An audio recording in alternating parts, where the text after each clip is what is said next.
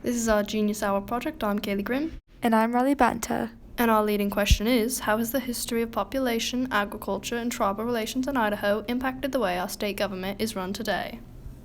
To start off, we'll be talking about population and agriculture. In Idaho's history, Idaho's government did not focus its federal income to specific people's needs until Boise started booming and impacting Idaho. When Idaho was a new state, Idaho was agriculture-oriented, and the government was built around that. The needs of the people were small, coming from a small population, small community, small needs, mainly focusing on farming, and this allowed the government to focus on those needs. With rural living and farmers usually comes a conservative side to the government. Idaho's government focused on lower taxes and improvements on the lives of the farmers and people of the state.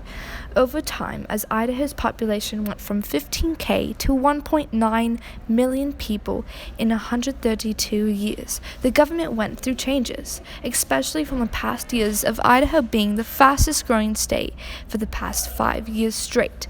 Idaho's had a growth rate of 2.9%. With this, it is only natural the government would have changes as the needs from the people changed. Idaho no longer is centralized on agriculture.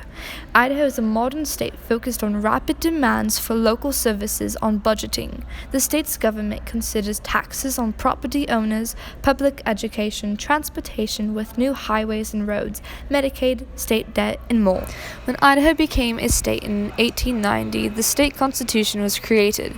The state constitution is much more detailed and is written at the state level, focusing on state matters and issues rather than a federal level. This helped guide Idaho's state government to improvement for the future with state courts, finances, public policies, organized branches, and more. It is clear to see a large change on the government's focus through history as it has been impacted by people, from agriculture and taxes to things like education and state debt. People have needs, and the government must find ways to bring in new ideas, businesses, homes, schools, safeties, industries, so the lives of the people and their needs are met. And now, tribal relationship through history. In 1890, when Idaho first became a state, there were 5 tribes already living on that land. These tribes included Shoshone-Bannock, Shoshone-Paiute, Coeur d'Alene, Kootenai, and the Nez Perce. These tribes became a problem for the Idahoan government because they had different governing rules from us, and Idaho fought for land ownership over the tribes. One example of this conflict was Idaho violating the 1855 Treaty of Walla Walla, which allowed 7.5 million acres of land and the right to hunt and fish on these lands to the Nez Perce. This violation was won, however, by the Idahoan government and caused unrest with the other tribes. This was not the first instance that this occurred. The Idahoan government caused much conflict for more land and continued to violate treaties made with tribes that gave them land. The Indian tribes had already established their own governments in addition, and when the Idaho government moved in, this conflict only continued, thus Southern powers came into play as the two governments struggled to interact. This played a role in the general creation of the Idaho government because it changed previous policies that were not sympathetic towards the natives. Idaho's government was structured around these tribes, and even now those tribes are kept in mind as we continue changing and adapting laws while Idaho grows.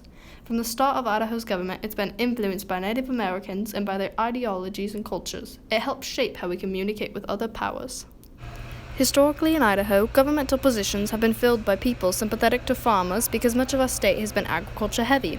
In 2008, we finally had our first female lieutenant government in Idaho, showing just how old-fashioned and conservative Idaho stayed for a long time. Our state government started to be affected again when women gained the right to vote in Idaho in 1896, 6 years after Idaho became a state. That began affecting who got elected because women were not farmers of the family and would also vote for people that would encourage more rights for them. In addition, much of Idaho's income came from the agriculture. Now, most of the finances come from taxes. Currently, a majority of the state's expenses focus on education. When tribes in Idaho started communicating about laws, land, and other various issues, tribal sovereignty came into play. Tribal sovereignty is the right of American Indians to govern themselves. The U.S. Constitution recognizes Indian tribes as distinct governments, and they have, with a few exceptions, the same powers as federal and state governments to regulate their internal affairs. Sovereignty is important to these tribes because without it, the federal and state governments would have no obligation to recognize the needs or wants of the tribal nations. To sum up the leading question, The history of population, agriculture, and tribal relations in Idaho impacted the way our state government is run today by taking in mind the needs of different types of people. Through history, a big part of Idaho becoming a state was taking the needs of those people and reflecting it into the laws and continuing to change these same laws as it benefited different groups. Idaho was an agriculture-heavy state, but as time goes on, we've adapted to making farming easier through industrialization while still protecting the tribes and our own Idaho people.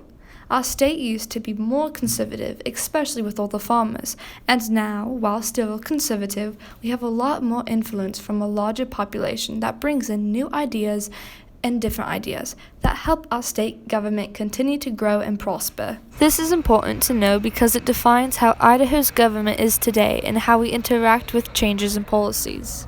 Thank you for listening.